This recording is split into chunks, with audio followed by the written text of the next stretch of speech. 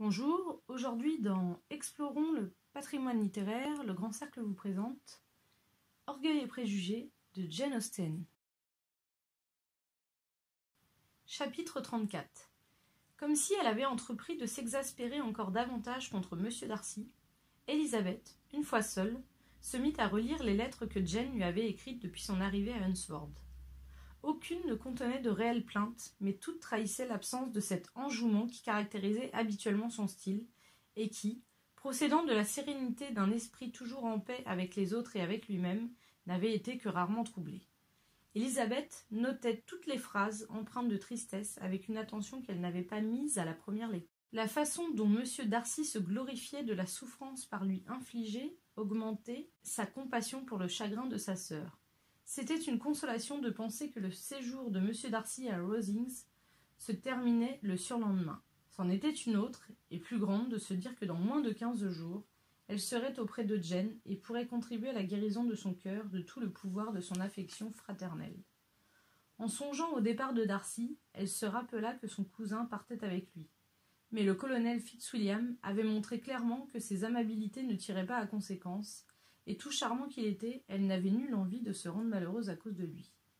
Elle en était là de ses réflexions lorsque le son de la cloche d'entrée la fit tressaillir. Était-ce par hasard le colonel Fitzwilliam, dont les visites étaient quelquefois assez tardives, qui venait prendre de ses nouvelles? Un peu troublée par cette idée, elle la repoussa aussitôt et reprenait son calme quand elle vit avec une extrême surprise M. Darcy entrer dans la pièce. Il se hâta tout d'abord de s'enquérir de sa santé, expliquant sa visite par le désir qu'il avait d'apprendre qu'elle se sentait mieux. Elle lui répondit avec une politesse pleine de froideur. Il s'assit quelques instants, puis se relevant, se mit à arpenter la pièce. Élisabeth, saisie d'étonnement, ne disait mot. Après un silence de plusieurs minutes, il s'avança vers elle et d'un air agité débuta ainsi. « En vain ai-je lutté, rien n'y fait. Je ne puis réprimer mes sentiments. Laissez-moi vous dire l'ardeur avec laquelle je vous admire et je vous aime. » Élisabeth, stupéfaite, le regarda, rougit, se demanda si elle avait bien entendu et garda le silence. M. Darcy crut y voir un encouragement, et il s'engagea aussitôt dans l'aveu de l'inclination passionnée que depuis longtemps il ressentait pour elle. Il parlait bien, mais il avait en dehors de son amour d'autres sentiments à exprimer, et sur ce chapitre, il ne se montra pas moins éloquent que sur celui de sa passion. La conviction de commettre une mésalliance, les obstacles de famille que son jugement avait toujours opposés à son inclination, tout cela fut détaillé avec une chaleur bien naturelle, si l'on songeait au sacrifice que faisait sa fierté, mais certainement peu propre à plaider sa cause. En dépit de sa profonde antipathie, Élisabeth ne pouvait rester insensible à l'hommage que représentait l'amour d'un homme tel que M. Darcy. Sans que sa résolution en fût ébranlée un instant, elle commença par se sentir peinée du chagrin qu'elle allait lui causer, mais irritée par la suite de son discours, sa colère supprima toute compassion, et elle essaya seulement de se dominer pour pouvoir lui répondre avec calme lorsqu'il aurait terminé. Il conclut en lui représentant la force d'un sentiment que tous ses efforts n'avaient pas réussi à vaincre, et en exprimant l'espoir qu'elle voudrait bien y répondre en lui accordant sa main. Tandis qu'il prononçait ces paroles, il était facile de voir qu'il ne doutait pas de recevoir une réponse favorable. Il parlait bien de crainte, d'anxiété, mais sa contenance exprimait la sécurité. Rien ne pouvait plus exaspérer Élisabeth, et dès qu'il eut terminé, elle lui répondit les joues en feu. En des circonstances comme celle-ci, je crois qu'il est d'usage d'exprimer de la reconnaissance pour les sentiments dont on vient d'entendre l'aveu. C'est chose naturelle, et si je pouvais éprouver de la gratitude, je vous remercierais. Mais je ne le puis pas. Je n'ai jamais recherché votre affection, et c'est certes très à contre-cœur que vous me la donnez. Je regrette d'avoir pu causer de la peine à quelqu'un, mais je l'ai fait sans le vouloir, et cette peine, je l'espère, sera de courte durée. Les sentiments qui, me dites-vous, ont retardé jusqu'ici l'aveu de votre inclination n'auront pas de peine à en triompher après cette explication. M. Darcy, qui s'appuyait à la cheminée, les yeux fixés sur le visage d'Élisabeth, accueillit ces paroles avec autant d'irritation que de surprise. Il pâlit de colère, et son visage refléta le trouble de son esprit. Visiblement, il luttait pour reconquérir son sang-froid, et il n'ouvrit la bouche que lorsqu'il pensa y être parvenu. Cette pause sembla terrible à Élisabeth. Enfin, d'une voix qu'il réussit à maintenir calme, il reprit. « Ainsi, c'est là toute la réponse que j'aurai l'honneur de recevoir? Puis-je savoir, du moins, pourquoi vous me repoussez avec des formes que n'atténuent aucune forme de politesse ? Mais au reste, peu importe. Je pourrais aussi bien vous demander, répliqua Elisabeth, pourquoi, avec l'intention évidente de me blesser, vous venez me dire que vous m'aimez contre votre volonté, votre raison et même le souci de votre réputation. N'est-ce pas là une excuse pour mon impolitesse, si impolitesse il y a? Mais j'ai d'autres sujets d'offense et vous ne les ignorez pas. Quand vous ne m'auriez pas été indifférent, quand même j'aurais eu de la sympathie pour vous, rien au monde n'aurait pu me faire accepter l'homme responsable d'avoir ruiné, peut-être pour toujours, le bonheur d'une sœur très aimée. À ces mots, M. Darcy changea de couleur, mais son émotion fut de courte durée, et il ne chercha même pas à interrompre Elisabeth qui continuait. « J'ai toutes les raisons du monde de vous mal juger. Aucun motif ne peut excuser le rôle injuste et peu généreux que vous avez joué en cette circonstance. Vous n'oserez pas, vous ne pourrez pas nier que vous avez été le principal, sinon le seul artisan de cette séparation, que vous avez exposé l'un à la censure du monde pour sa légèreté et l'autre à sa dérision pour ses espérances déçues, en infligeant à tous deux la peine la plus vive. » Elle s'arrêta et vit non sans indignation que Darcy l'écoutait avec un air parfaitement insensible. Il avait même, en la regardant, un sourire d'incrédulité affectée. « N'irez-vous l'avoir fait » répéta-t-elle.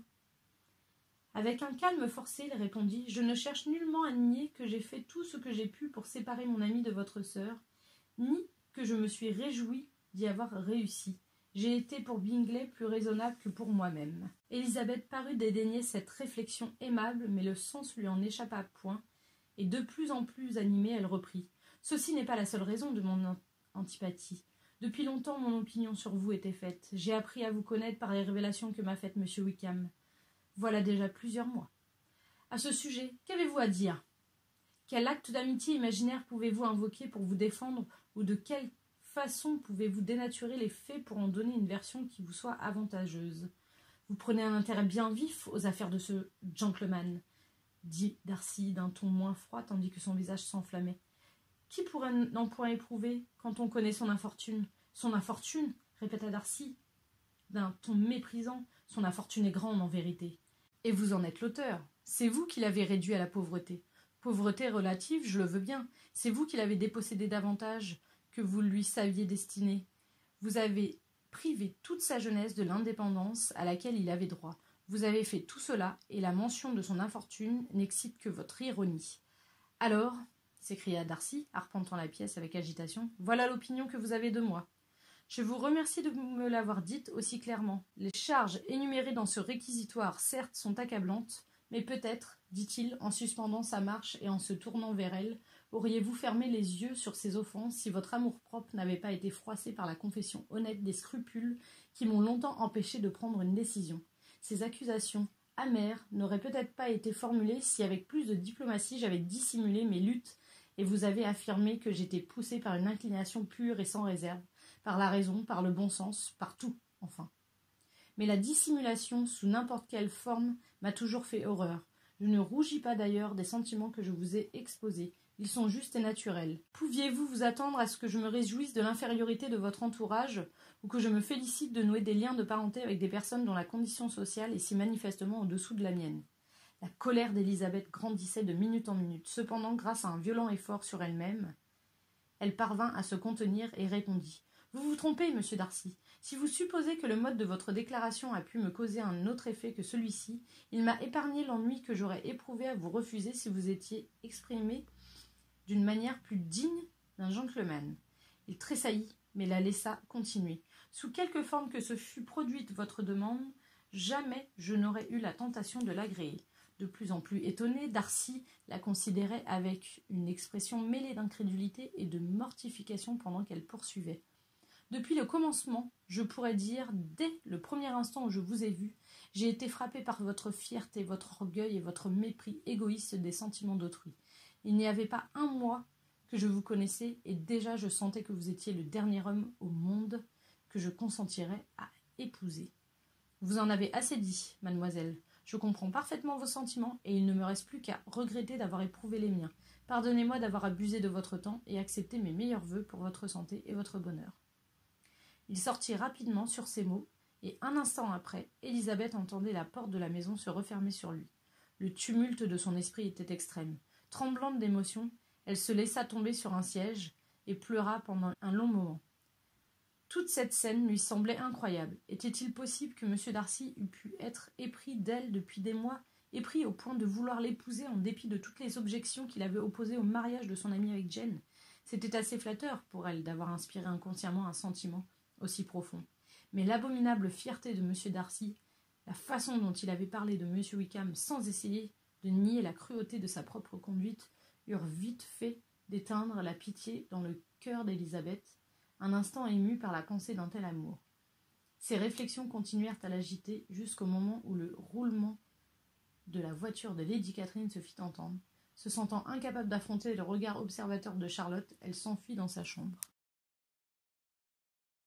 Pour découvrir la suite, rendez-vous dans votre librairie Le Grand Cercle à Éragny-sur-Oise.